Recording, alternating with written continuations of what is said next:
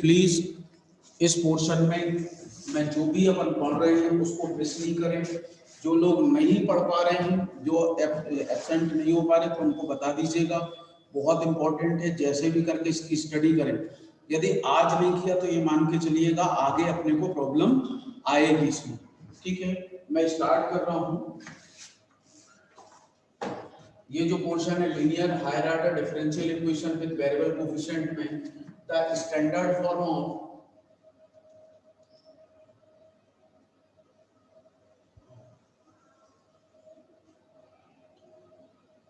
the standard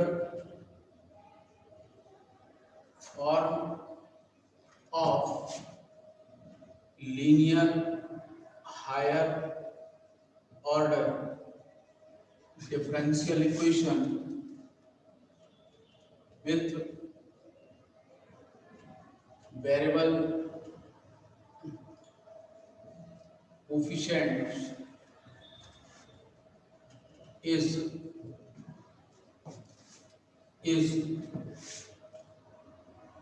dny upon dxn plus a1। यहाँ पर a0 भी हो सकता है, a0 this dn minus 1y upon dxn minus 1, a2 dn minus 2y upon dxn minus 2 plus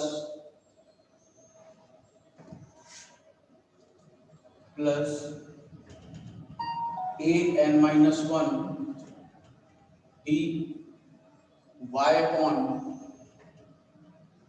an minus 1 dy upon dx plus any equal to q। यहाँ n का अपन ने लिखा है, n के हायर ऑर्डर की डिफरेंशियल इक्वेशन लिखी है where a0 a1 a2 up to an are constant and q are the function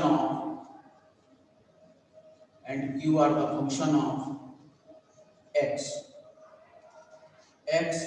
और may be constant भी हो सकता है वो।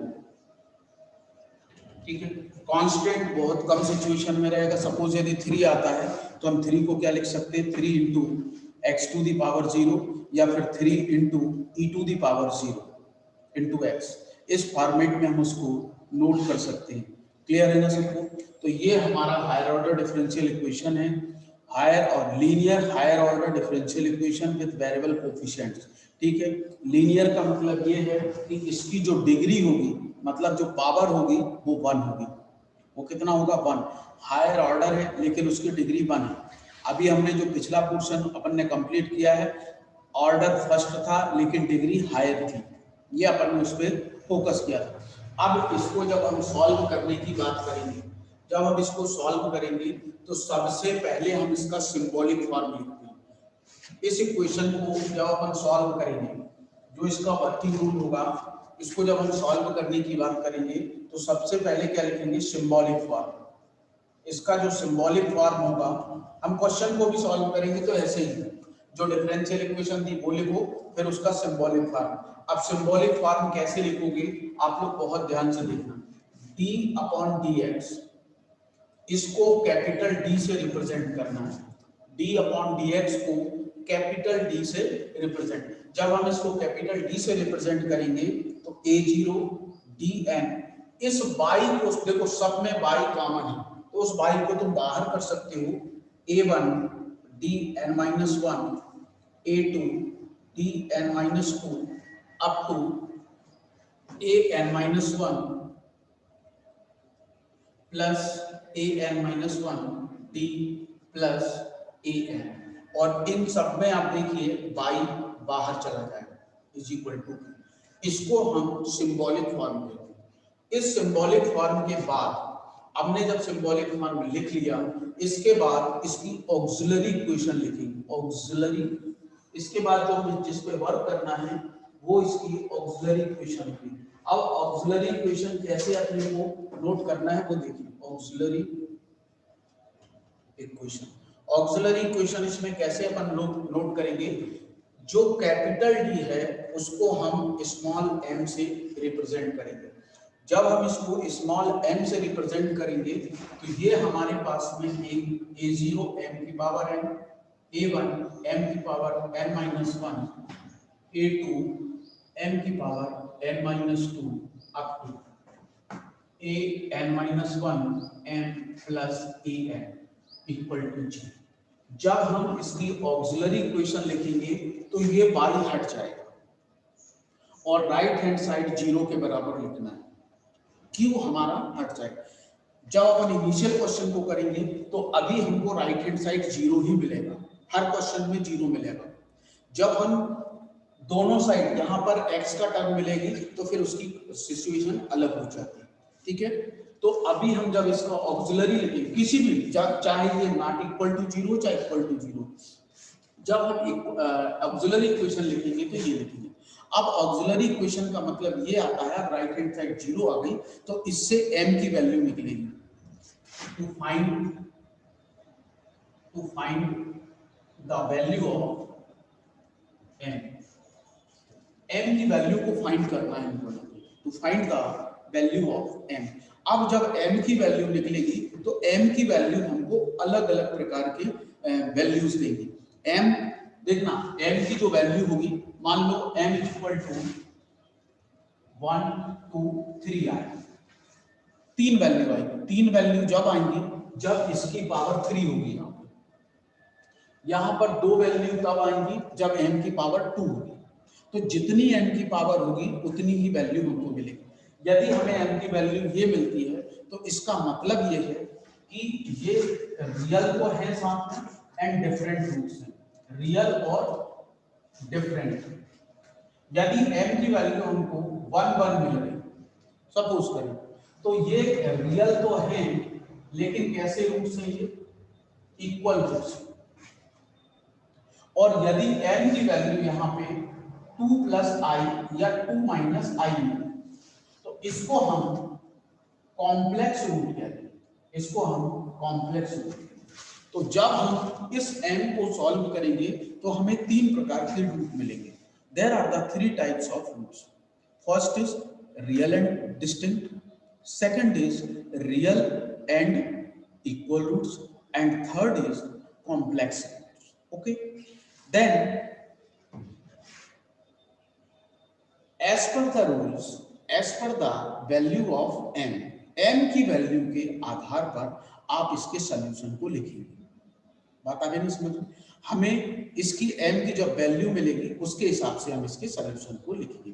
मान लो डिस्टिंक्ट रूल मिले, इसमें तीन केस अराइज होंगे। The value of m are distinct, distinct मतलब अलग है, तब हम इसका सॉल्यूशन क्या लिखेंगे, आप लोग ध्यान से लिखिए।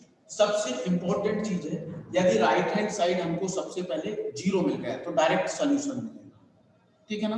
अभी हम डायरेक्ट इसके सॉल्यूशन की बात कर रहे हैं तो क्या होगा, यदि डिस्टिंक्ट रूट है m की वैल्यू, अब यदि डिस्टिंक्ट रूट है तो हम कैसे लिखेंगे, देखना c1 e की पावर m1x, c2 e की पावर m2x, c3 e की पावर m3x।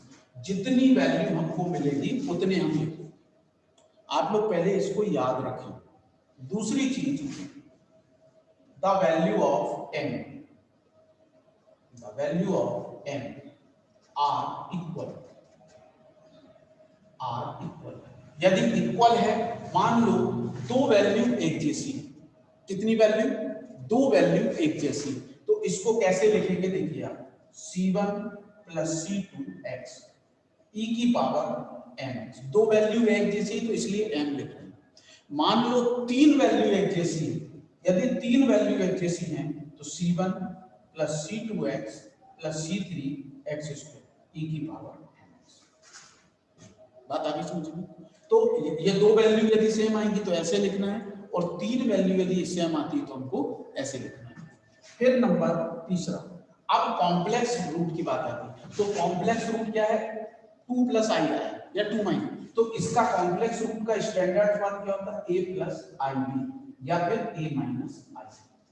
ऐसा होता है कॉम्प्लेक्स रूट। आप लोगों ने कॉम्प्लेक्स नंबर 12th स्टैंडर्ड पे, सभी ने 11th स्टैंडर्ड पर सभी ने पढ़े कि कॉम्प्लेक्स रूट होता क्या है। जब कॉम्प्लेक्स रूट वैल्यू आएगी तो हम इसको कैसे लिखेंगे? द वैल्यू ऑफ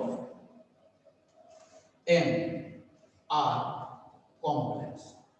जब कॉम्प्लेक्स होगी तब हम क्या लिखेंगे? ध्यान से देखो इसको। दिस इक्वल टू e की power ax into c1 cos bx plus c2 sin bx। एक फॉर्मेट ये है लिखने का, एक और फॉर्मेट है इसी का लिखने का, या तो ये भी लिख सकते हो, और एक फॉर्मेट उन्होंने और यूज किया है इसी में, उस वाले फॉर्मेट को भी तुम यूज कर सकते हो। हम केवल इस फॉर्मेट को लिखेंगे। उनमें दो अलग अलग फॉर्मेट लिखे हैं, एक कॉस के लिए लिखा और एक साइन के लिए। हम कंबाइन वाला फॉर्मेट ये यूज करेंगे, इसको ही आपको लिखना है। उसमें जो अलग अलग रूप दिए हैं उनको आप उसमें यूज नहीं करेंगे। तो आपको ये चीज क्लियर हुई। यदि हायर ऑर्डर डिफरेंशियल इक्वेशन है तो हम उसको सबसे पहले सिंबॉलिक फॉर्म में लिखेंगे। सिंबॉलिक फॉर्म में लिखने के बाद, सिंबॉलिक फॉर्म में लिखने के बाद फिर हम उसकी ऑक्सिलरी इक्वेशन लिखने के बाद m की वैल्यू निकालना है। m की वैल्यू निकालने के बाद आपको ये चेक करना है कि m की जो वैल्यू है इक्वल है, डिफरेंट है या फिर कॉम्प्लेक्स है। जैसी हमको मिलेगी वैसे ही हम उसका सॉल्यूशन लिखेंगे। अभी हम वो क्वेश्चन सॉल्व करेंगे जिनका राइट हैंड साइड 0 है। तो उसका जब हम राइट हैंड साइड 0 रहेगा तो हम उसमें क्या प्रोसेस करेंगे वो आप लोग पहले देखिए। पहले मैं उन्हीं क्वेश्चंस को सॉल्व करता हूं जिनकी राइट हैंड साइड 0 है। तो अपन स्टार्ट करते हैं पहले क्वेश्चन से। क्वेश्चन नंबर 1, इसमें हमको सॉल्व कैसे करना है ये आप लोग ध्यान से, ठीक है ना? तो मैं इसको सॉल्व करना शुरू करता हूं। देखिए आप सॉल्व क्वेश्चन है इसका, question number 1, solve d square y upon dx square, solve d square y upon dx square minus 3dy upon dx, 3dy upon dx minus 4y equal to 0। Solve d square y upon dx square minus 3dy upon dx minus 4y equal to 0। ये हमको questions किया, ठीक है? अब हम इसको solve करना शुरू करते हैं। Solution, given differential equation is d square y upon dx square minus 3dy upon dx minus 4y equal to 0। Given differential equation is this d square y upon dx square minus 3dy upon dx minus 4y equal to 0। ठीक, okay, right. Now the symbolic form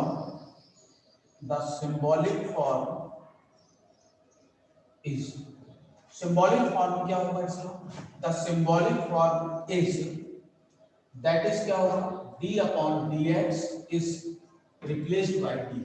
तो ये हो जाएगा d square, देखो इसमें भी y, इसमें भी y, इसमें भी y, minus 3d minus 4 into y equal to 0। ये हमारे पास में सिंबॉलिक फॉर्म आ गया। अब सिंबॉलिक फॉर्म के बाद the auxiliary equation is, the auxiliary equation क्या होगी इसमें? Auxiliary equation is capital D को स्मॉल m से रिप्रेजेंट करना। अब जब स्मॉल m से लिखेंगे तो देखना क्या लिखना है इसमें, m square minus 3m minus 4 equal to 0। आप लोग देखिए मैंने इसमें भी ये सिंबॉलिक फॉर्म था, इसकी जब ऑक्सिलरी इक्वेशन लिखी तो देखिए ये बाई हट गया है, ये बाई को मैंने हटा दिया तो दिस इक्वल टू 0। तो यहाँ पे बाई। अब यहाँ से m की वैल्यू निकालना आसान है, क्वाड्रेटिक इक्वेशन है, तो मिडिल टर्म को स्प्लिट करके भी निकाल सकते हो और फार्मूला मेथड से भी निकाल सकते हो। कैसे निकालोगे? m square minus 4m plus m minus 4 equal to 0।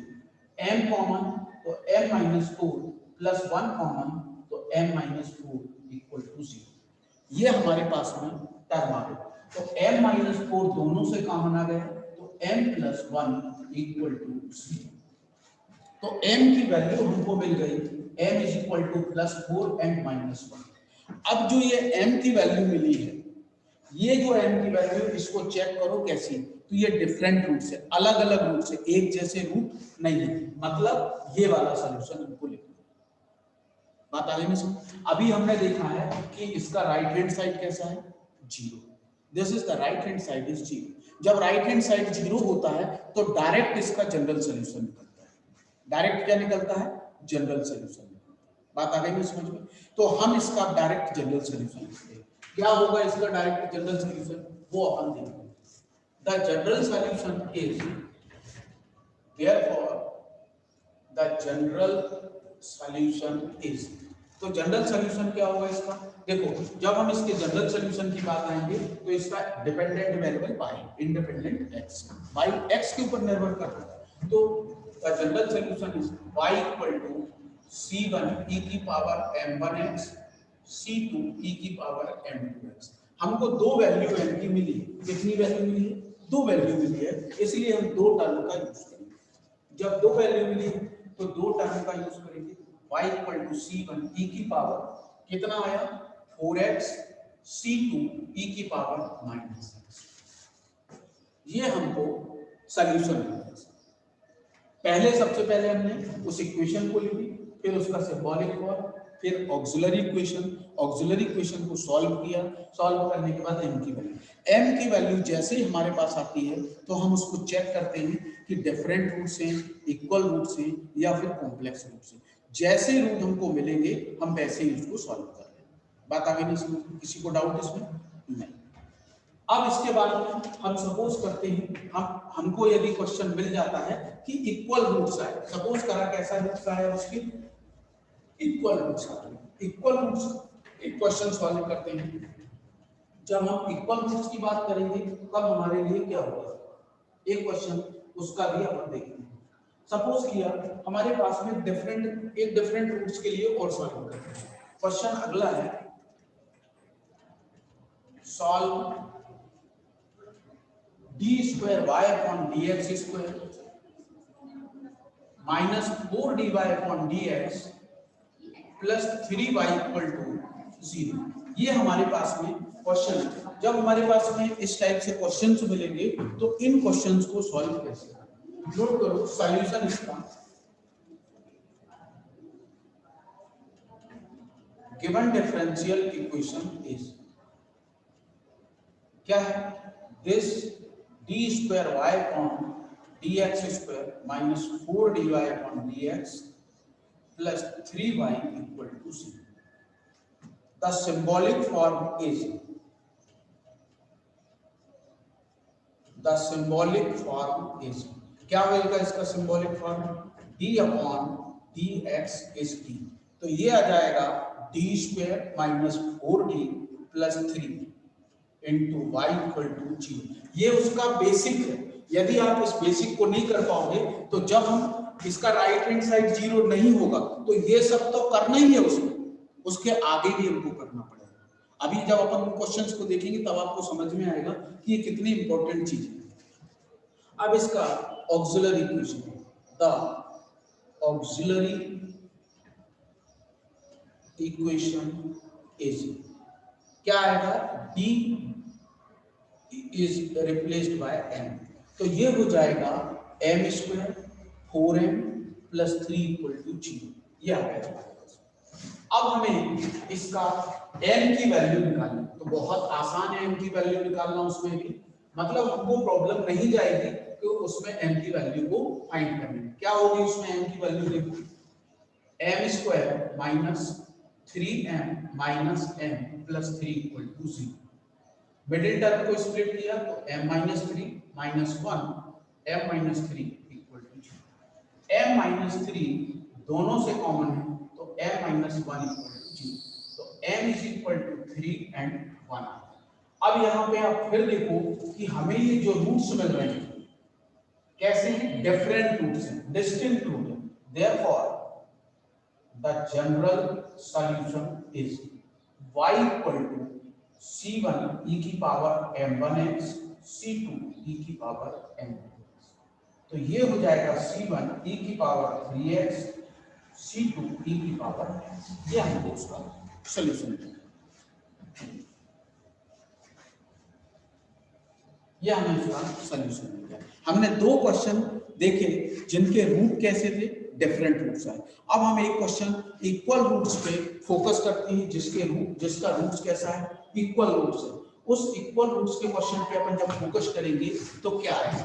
अब जब अपन इक्वल रूट्स पे चलते हैं तो देखिए इक्वल रूट्स वाला एक क्वेश्चन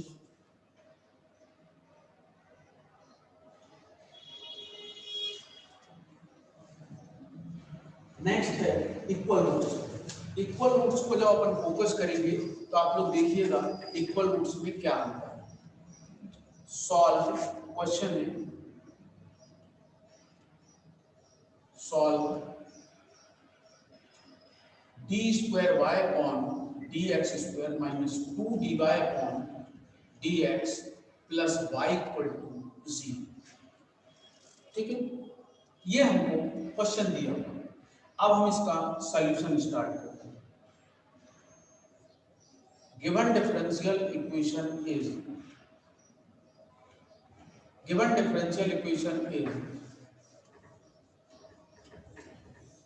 क्या होगा, d square y upon d x square 2 d y upon d x plus y equal to 0।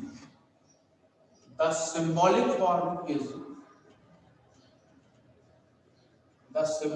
form is d upon dx is equivalent d। तो क्या होगा इसका सिंबॉलिक फॉर्म, आप लोग ध्यान से देखिए, d square minus 2d plus 1 into y equal to 0। The auxiliary equation is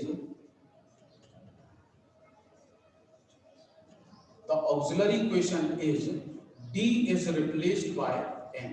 क्या होगा यहाँ पे, m square minus 2m plus 1 equal to 0। ये इसकी ऑक्सिलरी इक्वेशन। अब देखिए इसकी मिडिल टर्म को स्प्लिट करते हैं, m square minus m plus 1, इन दोनों से m कॉमन m माइनस 1, इन दोनों से minus 1 common m minus 1 equal to 0। m minus 1 दोनों से कॉमन तो m माइनस 1 इक्वल टू 0। तो m is equal to 1 and 1। हमारे पास में ये दोनों वैल्यू अब इक्वल है। जब दोनों वैल्यू इक्वल आती हैं तो अब हम इसका क्या लिखें, general solution. Therefore the general solution is क्या हो जाएगा, y equal to c1 plus c2x e की पावर mx। दोनों सेम है इसलिए m लिख रहे हैं, और अलग अलग होती तो m1 m2 करके लिखते हैं, जो मैंने अभी इसमें करके बताया। तो अब हम इसमें वैल्यू को पुट करो c1 प्लस c2x e की power x। This is the solution. मान लो तीन वैल्यू सेम होती तो इसमें एक टर्म को और ऐड कर देते, c3 plus c3 into x square e की पावर mx। तो जितनी वैल्यू हमारे पास इक्वल आएंगी उस हिसाब से अपन क्वेश्चन की तरफ चलते हैं। ठीक है ना। तो ये हमारे पास जब भी क्वेश्चंस ऐसे आएंगे तो हम उन क्वेश्चंस को ऐसे ही फॉलो करना है, उनको ऐसे सॉल्व अपने को करना है। ठीक है ना। अब हम अगले क्वेश्चन की तरफ करते हैं, जिसमें हमको एक रूट कैसे मिले, कैसा रूट मिले हमको एक रूट ऐसा मिले जो कॉम्प्लेक्स नंबर का रूट। कैसा रूट हो, जो कॉम्प्लेक्स नंबर का रूट हो, तो हम उसको भी देखते हैं कि कॉम्प्लेक्स नंबर के रूट में क्या होता है। ठीक है ना। जब कॉम्प्लेक्स नंबर का रूट रहेगा तो हम उसको कैसे सॉल्व करेंगे, उसका सॉल्यूशन हम कैसे लिखेंगे, ये हमको सबसे बड़ी बात है हमारी। अब देखो, जैसे कॉम्प्लेक्स नंबर के रूट को अपन सॉल्व करेंगे, हमें कॉम्प्लेक्स नंबर का जब रूट मिलेगा तो हम उसके लिए कैसे लिखेंगे।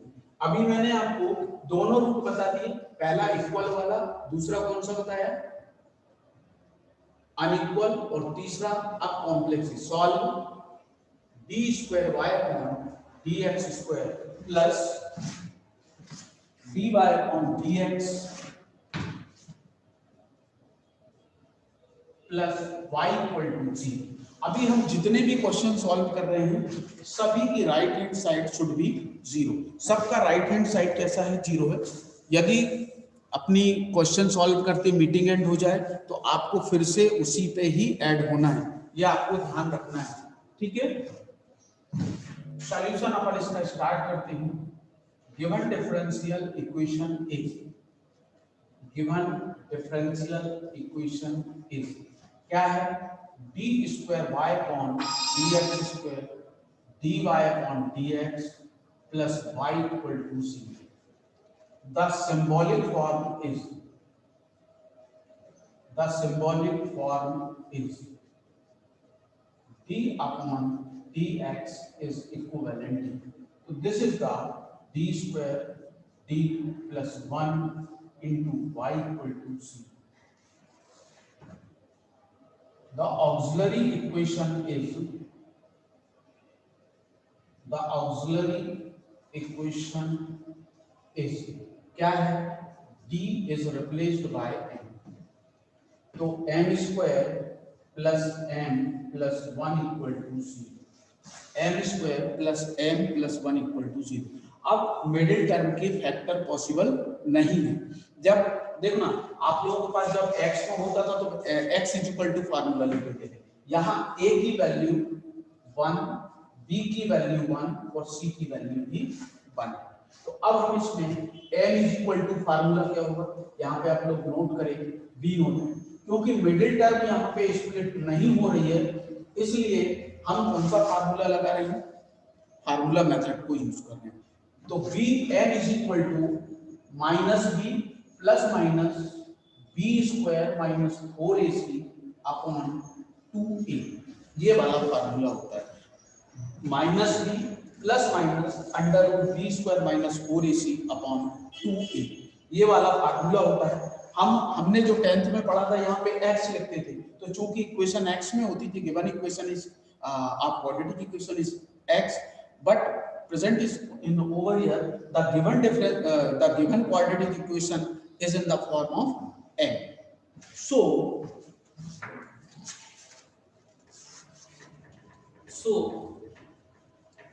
m is equal to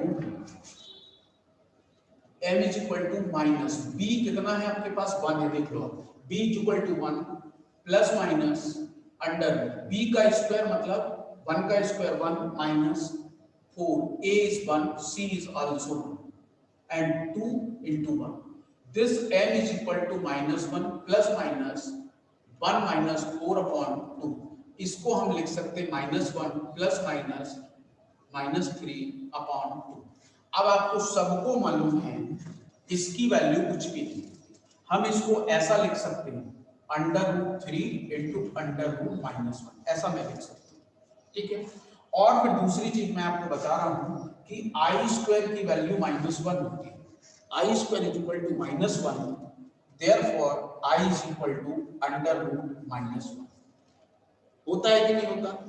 I is equal to under root, तो हम इस टर्म को ऐसा लिखेंगे m is equal to minus 1 plus minus root 3i upon 2। इसको दो पार्ट में ये लिखा मैंने, under root 3 into under root minus 1, और अंडर रूट माइनस 1 की वैल्यू आई होती। अब इसको हम पहली वैल्यू एक बार प्लस साइन के साथ minus 1 plus root 3i upon 2, और दूसरी minus 1 minus root 3 upon 2i, या फिर इसको हम ऐसे भी लिख सकते हैं, मैं हर सॉल्यूशन आपको करके बता रहा हूं, आप इसी टर्म को ऐसा भी लिख लिया या फिर इसी टर्म को मैं ऐसे भी लिख minus 1 upon 2 plus root 3 upon 2i, फिर minus 1 upon 2 minus root 3 upon 2 into i. अब देखिए ये हो गया कॉम्प्लेक्स नंबर। कॉम्प्लेक्स नंबर हमारा होता क्या है? a प्लस आई बी या फिर a माइनस आई बी, कुछ भी हो सकता है। हम तो इसी को मान लें और पहले हम इसका सॉल्यूशन लिखते हैं, पहले हम इसका फिर बाद में इसका। तो जब दो कॉम्प्लेक्स नंबर मिल जाएंगे तो हम इनका सॉल्यूशन कैसे लिखेंगे? Therefore the general solution is y is equal to, पहले हम इसका लिखते हैं, जब हम इसका लिखेंगे तो ये वैल्यू जो होगी a is equal to, a की वैल्यू -1/2, इससे कंपेयर करो, ये केवल b की वैल्यू होगी, i नहीं लेना क्योंकि i इसमें भी कंपेयर करना है बस। अब a इज इक्वल टू इतना और b इज इक्वल टू इतना, इस फार्मूले में केवल पुट करो, e की power -1/2x c1 cos √3/2x c2 sin √3/2x plus, अब इसकी वैल्यू पूरी होगी, अब हमें इसकी भी लिखना है, तो इसमें a इज इक्वल टू ये है और b इज इक्वल टू इतना, i नहीं लेते। अब जब इसको लिखना शुरू करेंगे तो फार्मूला यही का ये रहेगा, अलग से कुछ नहीं, e की पावर -1/2x ब्रैकेट में, देखना c1 और c2 हम यहाँ पे लिख चुके हैं, इसलिए अगले में क्या लिखेंगे, c3 cos -√3/2x plus c4 sin -√3/2x, ये आ गया। अब चूंकि ये इतना सफिशिएंट नहीं है, इस वाले में कोई भी चेंज नहीं होगा, e की पावर -1/2x c1 cos, इसको लिखना सीख लो, हर जगह ये लिखने को आएगा, √3/2x c2 sin √3/2x plus ये वैसे का वैसा x cos of -theta cos theta होता है, तो c3 cos √3/2x और sin of -theta sin theta, तो दिस -c4 sin √3/2x। अब देखिए इसके बाद ये वाली टर्म यहां पर भी यहां पर, तो दोनों से कॉमन कर लेंगे, जो ये कॉम्प्लेक्स रूट मिला है दोनों सेम है, केवल यहां अंतर है केवल इस प्लस और माइनस, बाकी सेम है। अब देखिए ये दोनों से कॉमन हो गए, ठीक, और अब जब कॉमन होने के बाद ये टर्म आएगी और ये टर्म आएगी, तो इन दो, जब ये टर्म और ये टर्म, तो आप देखिए cos √3 अंदर इसमें भी और इसमें भी, तो हम इन दोनों को एक साथ लिखते हैं, कैसे, c1 plus c3 cos √3/2 plus ये वाली टर्म और अब ये वाली term c2 minus c4 sin √3/2 common करके लिख दिया हमने उससे। ये दोनों टर्म्स सेम थी, तो पहले तो ये बाहर दोनों से कॉमन हो गया तो अंदर ही आ गया। अब इन दोनों में ये वाली टर्म कॉमन है तो c1 प्लस c3 बचा, इसमें और इसमें ये वाली टर्म कॉमन तो c2 माइनस c4। हम इसके बाद एक स्टेप और यूज करेंगे, e⁻⁻1/2 हमने कितने कांस्टेंट लिख चुके, 4 तक लिख चुके, और हम ये जानते हैं कि दो कांस्टेंट का सम कांस्टेंट ही मिलता है, तो अगला कांस्टेंट इन दोनों के स्थान पे कितना लिख दें, c5 cos √3/2 और इसको कितना लिख दें, c6 sin √3/2x। अगला कांस्टेंट लिखना है, जैसे यहाँ 4 तक आ गया तो ये 5 लिख दिया और ये 6 लिख दिया, इसमें कोई भी इशू नहीं है, क्लियर है ना। तो ये वाले क्वेश्चंस को आपको बहुत ध्यान से करना है, ये कॉम्प्लेक्स नंबर का क्वेश्चन है और कॉम्प्लेक्स नंबर का जो क्वेश्चन होता है बहुत इंपॉर्टेंट होते तीनों ही हैं, क्योंकि इसी में भी हमको डिस्टिंक्ट रूट भी मिल सकता है, इक्वल रूट्स भी मिल सकता है और कांस्टेंट रूट भी मिल सकता है, तो ये हमको यहाँ पे ध्यान रखना है। सर